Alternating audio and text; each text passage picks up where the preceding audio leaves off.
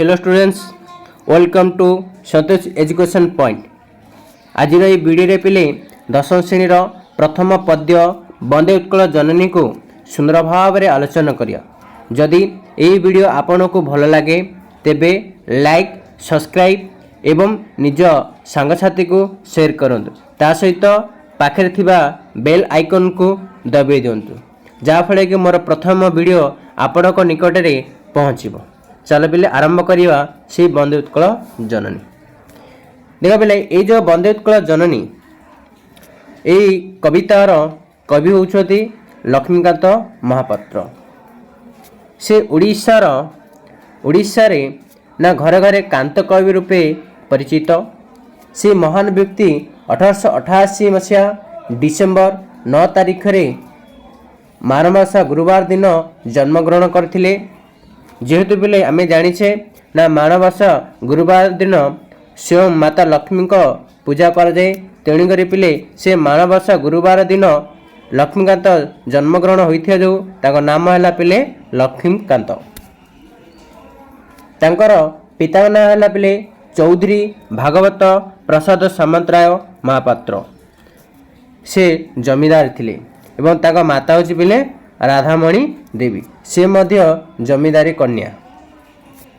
से महान व्यक्ति अर्थात लक्ष्मीकांत महापात्र कटक और बालेश्वर ठारे ना हाईस्कूल शिक्षा समाप्त करथिले। ता सहित ना कलिकतास्थ रिपन कॉलेज और कटकर रेवेन्सा कॉलेज रे से उच्च शिक्षा लाभ करथिले। के नामर लक्ष्मीकांत महापात्र। भाग्यर विडंबना अर्थात पिले ना लक्ष्मीकांत महापात्र को भाग्य सहाय नथिला बा सहाय होई नथिला। तार शारीरिक असुस्थ हेतु कार ना लक्ष्मीकांत महापात्रंकर शारीरिक असुस्थ हेतु शिक्षा क्षेत्र में अधिक आगे न पारि पिले ताकर पारिवारिक गुरु होउचथि बाबाजी रामदास। से रामदास प्ररोचन से संगीत क्षेत्र में मनोनिवेश करथिले। के नाम रे लक्ष्मीकांत महापात्र। ता सहित पिले परवर्ती मुहूर्त ना दीर्घ से 65 वर्ष धरी ना जीविका अर्जन करथिले। से निज जीविका अर्जन करथिया समय अर्थात निज जीवन काल समय अनेक निज लेखन मुନରେ बा लेखन चालन करी से स्वतंत्र साहित्यर परिचय सृष्टि करथिले। तांको द्वारा केतेक कृति गुडी होची बिले कोन कोन ना कणामामु। कणामामु होची तांकर गोटिए उपन्यास। ता सहित जीवन संगीत होची तांकर कोन गोटे संगीत गुच्छ। देईपद पल्लव मोदरम गोटे कोन पिले ना गल्प संकलन। ता सहित चटक चंद्रहास चंपू से गोटे कौन ना लालिका। आ शरीर माध्यम होची पिले कौन ना प्रबोध संकलन इत्यादि। से लेखक के आमर से कविता जो लिखिथिले के आमर लक्ष्मीकांत महापात्र। से यही सब गुड़ी को छोट छोट लेखनी चालन करी से निजर स्वतंत्र साहित्य को परिचय सृष्टि करथिले। ता सहित तांकर गोटे गल्प लिखिथिले जार ना हला पिले बुढ़ा शंखारी। ओ कविता सबुथुरु वंचित करी ओडिशार जनमान सरे बेस परिचित। ताले बेले एडु तुमर ना लक्ष्मीकांत महापात्र गोटे उपन्यास लिखिथिले जार ना होउछ बिले कोन कणामामु एवं गोटे गल्प लिखिथिले जार ना होउछ बिले कोन बुढ़ा शंखारी। ता सहित बेले एडे कोन देख ना 1937 मसीह रे प्रकाशित डगर पत्रिका रे से थिले प्रतिष्ठाता संपादक। अर्थात बिले ये जो डगर पत्रिका केबे प्रतिष्ठा होइतिला ना 1937 मसीह। यार संपादक किए ना लक्ष्मीकांत महापात्र। यही वंदे उत्कल जननी बिले लिखिबार मुख्य उद्देश्य होची कोन ना लोकमानक मध्यरे ना जातीयतावादी चेतना करिबा एवं देशात्मक भावना चेतना करिया। कहार ना ये वंदे उत्कल जननी लिखियार यार मुख्य उद्देश्य कार ना यही लक्ष्मीकांत महापात्रंगर। ए गीतरी उड़ीसा सरकार द्वारा पिले केबे राज्य संगीतर मान्यता पाइला ना 2020 मसीह रे एई वंदे उत्कल जननी ना उड़ीसा सरकार कौन गले ना को राज्य संगीतर मान्यता लाभ देथिले। ताले बेले एडे तुमर प्रश्न केमिति आसीबो ना उड़ीसा रे किए घरे घरे कांत कवि रूपे परिचित। लिखिबो बिले उत्तर कोन लक्ष्मीकांत महापात्र। तांकर पितांग नाम कौन पिले ଭାଗବତ ପ୍ରସାଦ ସାମନ୍ତରାୟ ମହାପାତ୍ର ନାଇଁ ଏବଂ ତାଙ୍କର ଗ୍ରାମ କୋଉଠି ପିଲେ ନା ଭଦ୍ର ନିକଟବର୍ତ୍ତୀ ତାଳପଦା। ତାଙ୍କର ମାତା କିଏ ରାଧାମଣି ଦେବୀ। ସେ କେଉଁଠାରେ ହାଇସ୍କୁଲ ଶିକ୍ଷା ସମାପ୍ତ କରିଥିଲେ କଟକ ଓ ବାଲେଶ୍ୱର। ଉଚ୍ଚତମ ଶିକ୍ଷା କେଉଁଠି ଲାଭ କରିଥିଲେ କଲିକତାସ୍ଥ ରିପନ କଲେଜ ଓ କଟକର ରେଭେନ୍ସା କଲେଜରେ ଉଚ୍ଚ ଶିକ୍ଷା ଲାଭ କରିଥିଲେ। ତାଙ୍କର କୁଳଗୁରୁ କିଏ ପିଲେ ବାବାଜୀ ରାମଦାସ। ତାଙ୍କର ଉପନ୍ୟାସ ନାମ ପିଲେ କ'ଣ କଡ଼ା ମାମୁଁ। ତାଙ୍କର ଗଳ୍ପ ବୁଢ଼ା ଶଙ୍କାରୀ। ଆଉ ଡଗର ପତ୍ରିକା କେବେ ସମ୍ପାଦକ ପାଇଥିଲା 1937 ମସିହାରେ ଡଗର ପତ୍ରିକା ସମ୍ପାଦକ ପାଇଥିଲା। ଏହାର ସମ୍ପାଦକ କିଏ ନା ଲକ୍ଷ୍ମୀକାନ୍ତ ମହାପାତ୍ର। ବନ୍ଦେ ଉତ୍କଳ ଜନନୀ ଲେଖିବାର ମୁଖ୍ୟ ଉଦ୍ଦେଶ୍ୟ କ'ଣ ନା ଲୋକମାନଙ୍କ ମଧ୍ୟରେ ଜାତୀୟତାବାଦୀ ଚେତନା ଓ ଦେଶାତ୍ମକ ବୋଧ ଭାବନା ଚେତନ କରିବା ଏହାର ମୁଖ୍ୟ ଉଦ୍ଦେଶ୍ୟ। କାହାର ଏଇ ବନ୍ଦେ ଉତ୍କଳ ଜନନୀ। ଆଉ ଗୋଟେ ନେକ୍ସଟ ପ୍ରଶ୍ନ ନା ବନ୍ଦେ ଉତ୍କଳ ଜନନୀକୁ କେବେ ରାଜ୍ୟ ସଙ୍ଗୀତର ମାନ୍ୟତା ଲାଭ ପାଇଥିଲା 2020ରେ। ଏହା କେଉଁ ସରକାର ଦେଇଥିଲେ ନା ଓଡ଼ିଶା ସରକାର ଦ୍ୱାରା ହେଇଥିଲା। ଓଡ଼ିଶା ସରକାର ଏହାକୁ ମାନ୍ୟତା ଦେଇଥିଲେ। ଚାଲ ପିଲେ ପଢ଼ିବା ସୁନ୍ଦର ଭାବରେ ଦେଖ। ପ୍ରଥମେ ଲକ୍ଷ୍ମୀକାନ୍ତ ମହାପାତ୍ର କ'ଣ କହୁଛି ଦେଖ। ବନ୍ଦେ ଉତ୍କଳ ଜନନୀ ବନ୍ଦେ ଉତ୍କଳ ଜନନୀ ଚାରୁହାସମୟୀ ଚାରୁଭାସମୟୀ ଜନନୀ ଜନନୀ ଜନନୀ ବନ୍ଦେ ଉତ୍କଳ ଜନନୀ ବନ୍ଦେ ଉତ୍କଳ ଜନନୀ। ଦେଖ ପିଲେ ସୁନ୍ଦର ଭାବରେ ଆଲୋଚନା କରିବା। ପିଲେ ପ୍ରଥମ ଦେଲା ବନ୍ଦେ। ବନ୍ଦେର ଅର୍ଥ ହେଉଛି ପିଲେ ବନ୍ଦନା କରିବା।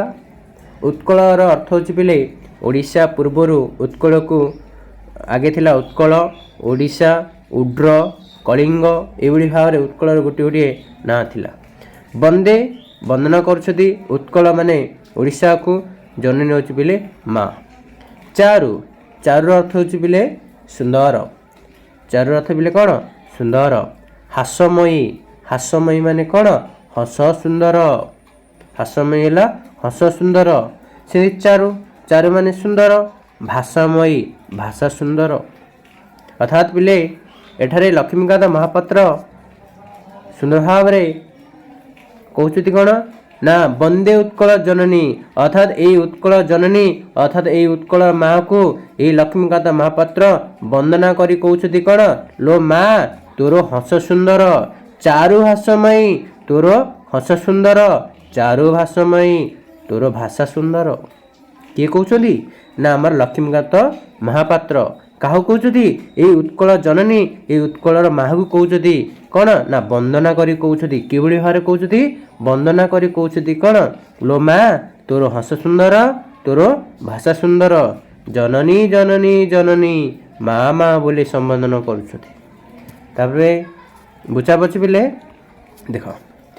ପୁତ ପୟୋଦି ବିଧୁଇତ ଶରୀରା ତାଲ ତମାଲ ସୁଶୋଭିତ ତୀରା ଶୁଭ୍ର ତଟିନୀ କୂଳ ଶିଖର ସମୀରା ଜନନୀ ଜନନୀ ଜନନୀ। ଅର୍ଥାତ୍ ପିଲେ ପୁତ ପୟୋଦି ବିଧୁଇତ ଶରୀରା ପୁତ ପୁତ ମାନେ ପିଲେ କ'ଣ ପୁତର ଅର୍ଥ ହେଉଛି ପବିତ୍ର। ପୟୋଧି ପୟୋଧିର ଅର୍ଥ ହେଉଛି ପିଲେ କ'ଣ ସମୁଦ୍ର ଯାହାର ଅନ୍ୟାନ୍ୟ ପ୍ରତିଶବ୍ଦ ହେଲା ବାରିଧ ଜଳଧି ପାରାବାରା ସିନ୍ଧୁ। ଇଏ ହେଉଛି ଗୋଟିଏ ଗୋଟିଏ କ'ଣ ସମୁଦ୍ର ବା ପୟୋଧିର ଗୋଟିଏ ଗୋଟିଏ ପ୍ରତିଶବ୍ଦ। ବିଧୋଇତ ଅର୍ଥାତ୍ ଧୋଇ ଦେବା। ଶରୀରା ମାନେ ପିଲେ କ'ଣ ଶରୀରକୁ। କାହା ଶରୀରକୁ ନା ଉତ୍କଳର ଶରୀରକୁ। ତାଳ ତମାଳ ତାଳ ତମାଳ ବେଲେ କ'ଣ ଏକ ପ୍ରକାର ଗଛ ଯେଉଁଟାକି ତାଳ ଗଛ ବୋଲି କୁହାଯାଏ। ସୁଶୋଭିତା ସୁ ମାନେ ସୁନ୍ଦର ଭାବରେ ଶୋଭିତ ମାନେ କ'ଣ ଶୋଭା ପାଏ ସୁନ୍ଦର ଭାବରେ ଶୋଭା ପାଏ। ତୀରା ତୀରା ମାନେ କ'ଣ ପିଲେ କୂଳ ବା ତଟ। ଭଲସେ ବୁଝ ପିଲେ।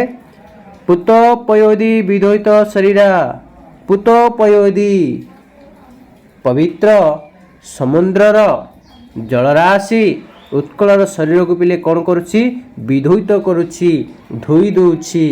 ମନେ ରହିଲା ପିଲେ ନା ସମୁଦ୍ରର ପବିତ୍ର ଜଳରାଶି उत्कलर शरीर को बिले कौन करुछि ना धोई दिए। सेमिति ताल तमल सुशोभिता तीरा एवं से समुद्र तट देश रे तीरा माने कौन तटरे केउं वृक्ष देखा जाए ना ताल तमल सुंदर भाव रे देखा जाए। कोड़े ना समुद्रर तटरे ताल तमल वृक्षराजी कौन हुए शोभा पाए। बुझा बुझे तापर देख शुभ्र तटिनी कूल शिखर समीरा जननी जननी जननी। शुभ्र शुभ्र माने कौन धड़ा शुभ्र माने धड़ा धबल बा स्वच्छ बोली कह जाए। तटिनी तटिनी अर्थ हूँ पिले नदी बा नई। कूल कूल माने जानिच तट। शिखर शिखर माने कौन काकर शिखर माने काकर। समीर अर्थ हूँ पिले कौन पवन समीर अर्थ हूँ पिले पवन। अर्थात पिले लक्ष्मीकांत महापात्र सुंदर भाव रे आलोचना करी कहते कौन शुभ्र तटिनी कूल शिखर समीरा। अर्थात बोले स्वच्छ अर्थात शुभ्र माने स्वच्छ स्वच्छ जल धारण करिथिबा किए तटिनी नई। स्वच्छ जल धारण करिथिबा नई शिखर समीरा। अर्थात पिले ना कौन कहते ना स्वच्छ जल धारण करिथिबा नदी कूलरे कूलरे कौन शोभा पाए बा कौन प्रभावित हुए पिले ना शीतल पवन शिखर समीरा कौन हुए प्रभावित हुए। बुझा पड़छि बिले कौन कहते ना स्वच्छ जल धारण करिथिबा नदी कूलरे शीतल पवन बिले कौन होची अर्थात मृदु पवन कौन होची प्रभावित होची। बुझा पड़छि बिले जननी जननी जननी माँ माँ बोली संबोधन करछि। बुझा पड़छि बिले देख केमती बुझे देख एडे तुम्हें प्रश्न बिले आसे ना प्रथम वाक्य रे अर्थात वंदे उत्कल जननी या क्या वंदना कराउछि ना उत्कलर जननी को वंदना कराउछि। जननी माने कौन माँ कहार चारुभाषमय लिखाई ना उत्कलर जननी को। सेमिति पिले ना उत्कलर शरीर को किए धोई दिए ना पुत पोयोदी अर्थात समुद्र पवित्र जल राशि धोई दिए। अर्थात सेमिति प्रश्न आउ केमिति प्रश्न पचार ना समुद्र पवित्र जल राशि कहार शरीर को धोई दिए ना उत्कलर शरीर को धोई दिए। सेमिति समुद्र तट देश रे क्यों वृक्ष देखा जाए ताल तमल वृक्ष देखा जाए। तापर नेक्स्ट प्रश्न पिले कौन कहते ना शुभ्र तटिनी कूल शिखर समीरा अर्थात तटिन कूल रे कौन प्रभावित होछि बा मृदु पवन बा शीतल पवन पिले प्रभावित होछि। हो पिले एति थाउ यदि आपण को एही वंदे उत्कल जननी प्रथम भाग जदि भल लागुछि तेबे आपण लाइक सब्सक्राइब एवं निज सांगसाथी पाखु शेयर करंतु। ता सहित पाखे थिबा बेल आइकन को दबाई देबे जहाँ फल कि मोर प्रथम नोटिफिकेशन आपण पाखरे पहुँचे। निश्चय कमेंट करी जणेबे। Thank you.